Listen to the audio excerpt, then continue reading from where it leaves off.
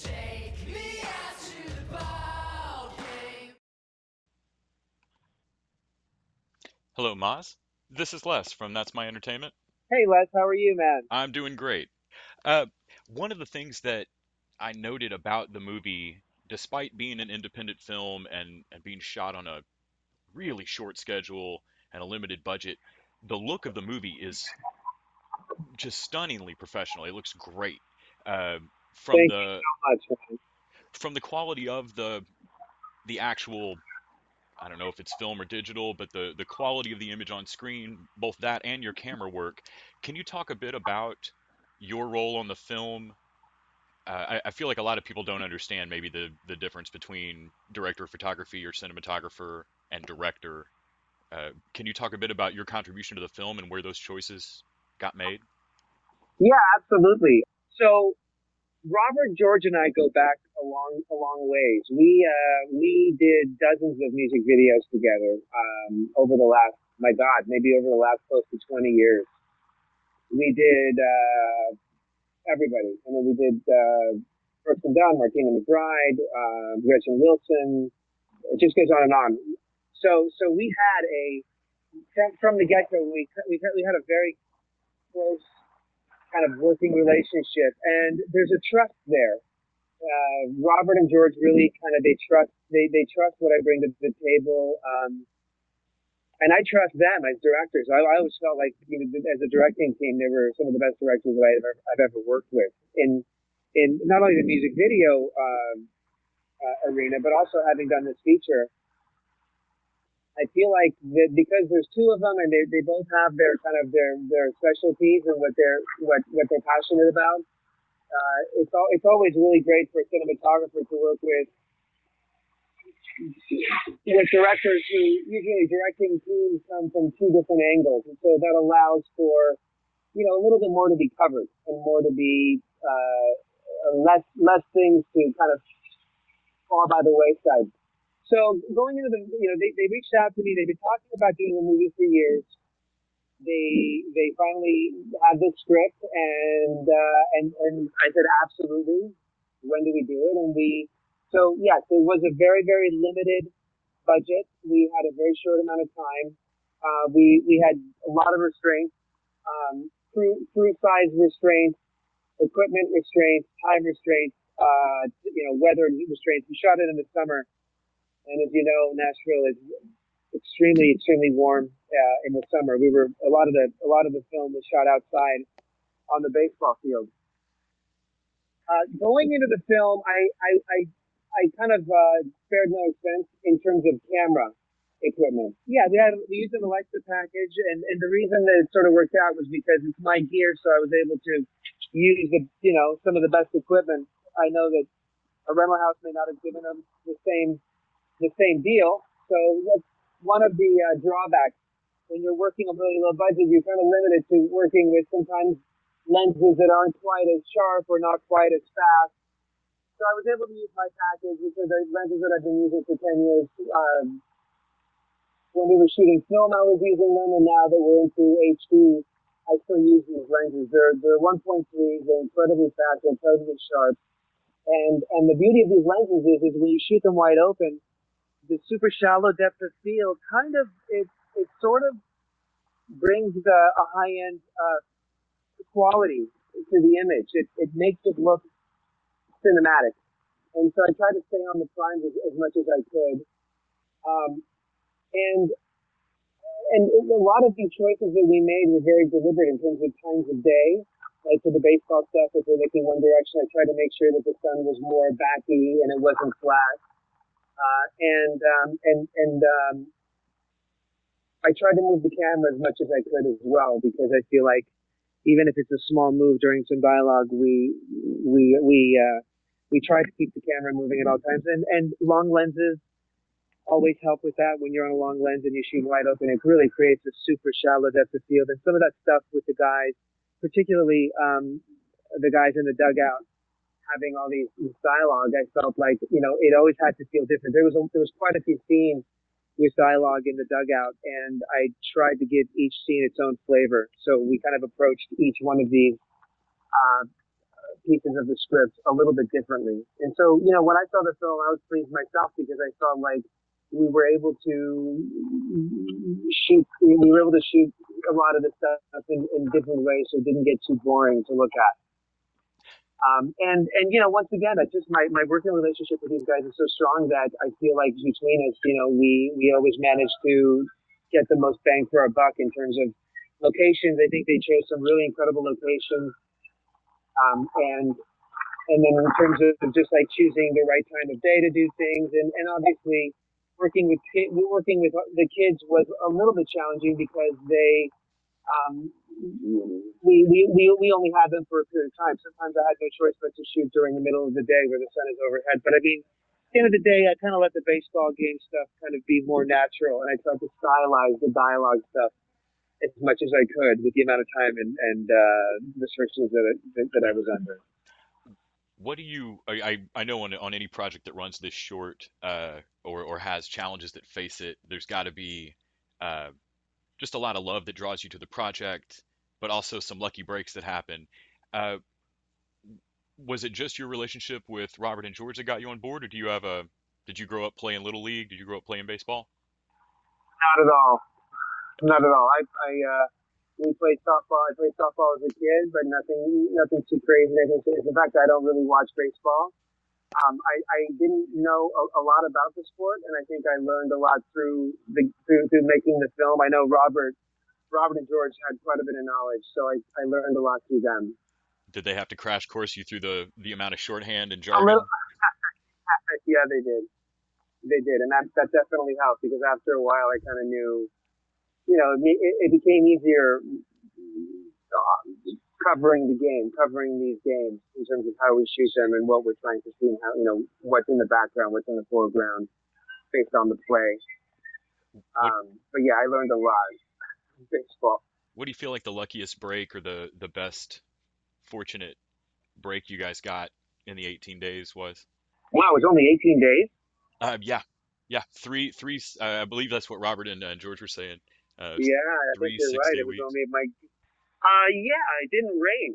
All the day exterior stuff that we did and the baseball game stuff, we got lucky in terms of weather. I mean, it was really warm out, but it didn't rain.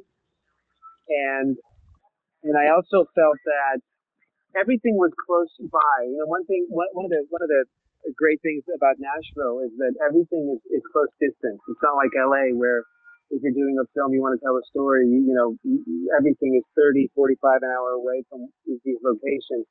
In Nashville, everything was within minutes. All these locations were within minutes of each other. So that really helped us, you know. That really helped. That really helped the speed in which we were able to move from location to location. Over the years, after having done over 500 videos, I think that I've kind of developed a little bit faster speed in terms of being able to cover a scene, and from a lighting standpoint, less is more. And these guys needed to go really, really quickly. We were shooting a lot of pages a day, so I think for all of us, the music video experience that we've had, not just me, but definitely those guys, they've done as many as I have. I feel that we brought a lot of that to the table. I always say, like, to come from the world of having done music videos and go into narrative work is a blessing, because you're in the trenches. When you're doing music videos, you have to come up with images that are beautiful out of nothing. So that sort of training ground, it lends towards being able to block a scene fairly quick and shoot a scene out pretty quickly without too much fuss. And I think that helps us. Now, just recently, you've worked on Equalizer 2. Yeah, I did. I shot second unit on Equalizer 2. Yes, it was last year, at the end of last year in Boston, and the movie came out a few weeks ago.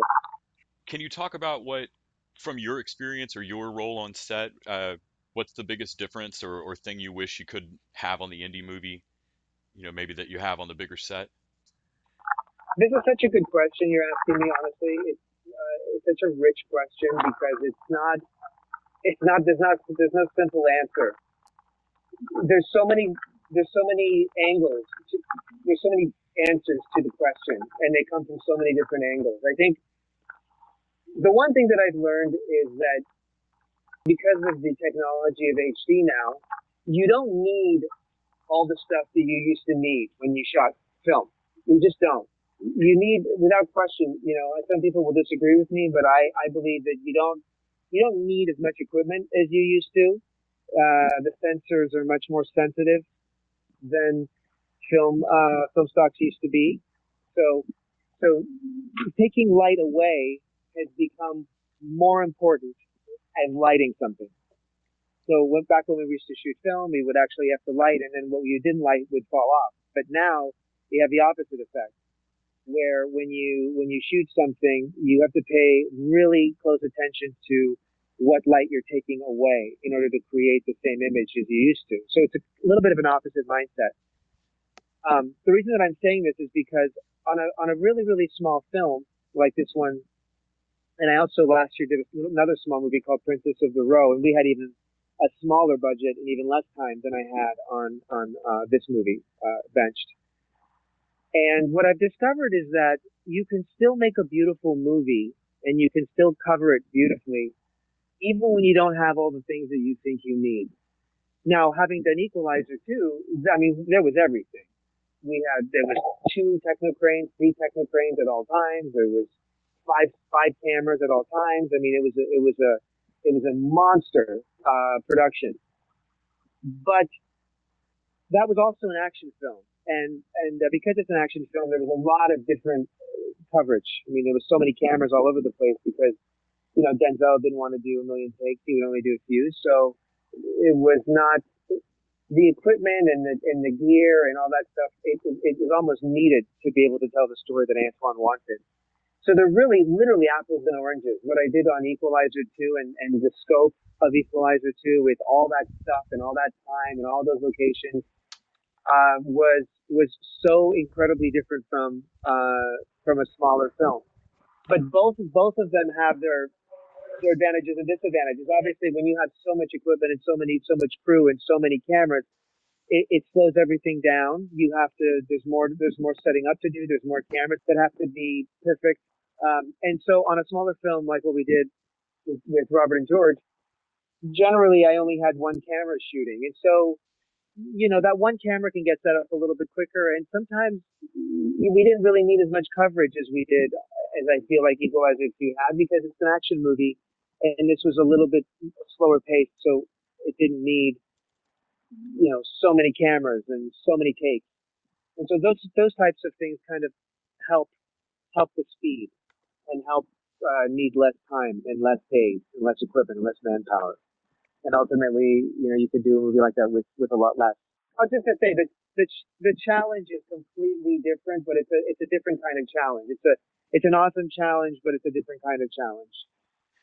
When you were going to school or getting ready to take on this career, what did you think your role on set or your job would be? Did you understand how different this might be depending on budget and all the varying degrees of complexity that might be presented to you? I didn't go to school to shoot. I sort of taught myself through text and music videos. There's a whole long story there, but and I'm not going to bore you with it. But when I graduated high school, I knew that I wanted to. I thought that I wanted to be a director because I was fascinated with Spielberg and everything that he'd ever done, and so I went to Panavision in Hollywood. And I put a business card up on the wall, and I called myself a camera PA, like a camera assistant for the camera department. And I got a call, and I was fortunate enough to go to set and watch the director of photography working, and that's when I knew that was the job for me, because it was really, for me, I'm much more consumed with how something looks and how it's lit and how the camera moves and how the story is told through the lens. So that's when I decided that I want to be a cinematographer. So from there forward, my first dream and my first hope was to be a music video cinematographer. So that's pretty much what my goal was, and that's what I did for 15 or so years. And so I feel like the evolution through music videos and into commercials and now into the narrative form of doing features has been such an awesome kind of a evolution because with music videos, it's very image oriented. The shots really don't have to make any sense; they just have to be beautiful. Hmm. And then in commercials, it's a different different rules apply where the image has to be beautiful, but now they have to be very specific to the agency, and they want very specific images to sell the product. And with features, it's a little bit of a different. It's completely different. Now you get to use. I feel like you get to use all of your skill sets and make something look beautiful and make it look like it wants to look based on the story. But then tell the story, and it's much more of a marathon versus a sprint because you have to maintain the integrity of the look of that film for not only a few days but now for weeks or months. And so yeah, so I really in the beginning I really didn't. I just wanted to be a music video DP, and that's all that I wanted, and that's all that I did. And then slowly, as I evolved as a cinematographer, I feel like I try to push myself into new categories and new arenas that satisfy me creatively and emotionally. Well, I know the shot framing and the in particular the drift of the camera. I'm thinking of the draft scene in Benched, where the motion of the camera really helped me stay engaged in what is a lot of people talking around a table. Usually, when I see the camera drift constantly in a scene, it's a horror movie and it's done to keep me off balance. And this didn't feel like that. This was a very focused and it just helped me feel in the scene. I remember very much impressed me watching the screener.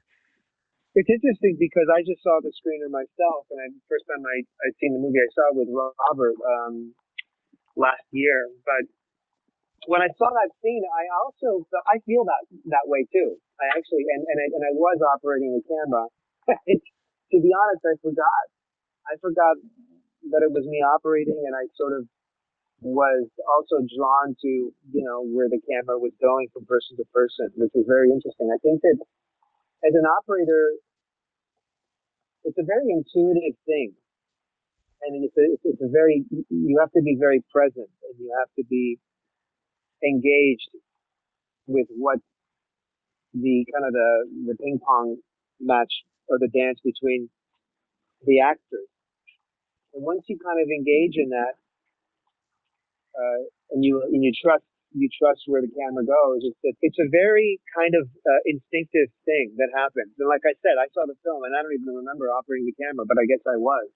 It just sort of does what it wants to do, but you have to allow for the flow of it and just be open to where the camera wants to go. It almost tells you if you're Well, paying attention. well, Maz, thank you so much for taking out time today to talk to me about Benched. I really appreciate it. I was when Angie asked if I wanted to speak with the cinematographer on it, I was like, yeah, that would be awesome after talking to the directors. That's really So cool, I man. really, It was nice to talk to you too. It was nice to kind of pull back some of those memories and yeah, experiences and relive I them. know with indie movies going through festival circuits, it can sometimes have been a few years since you actually got to work on this. So thanks for digging up memories on it, My pleasure. If there's and anything else that comes up or anything, please feel free to give me a call. Thank have a great you. rest of your day.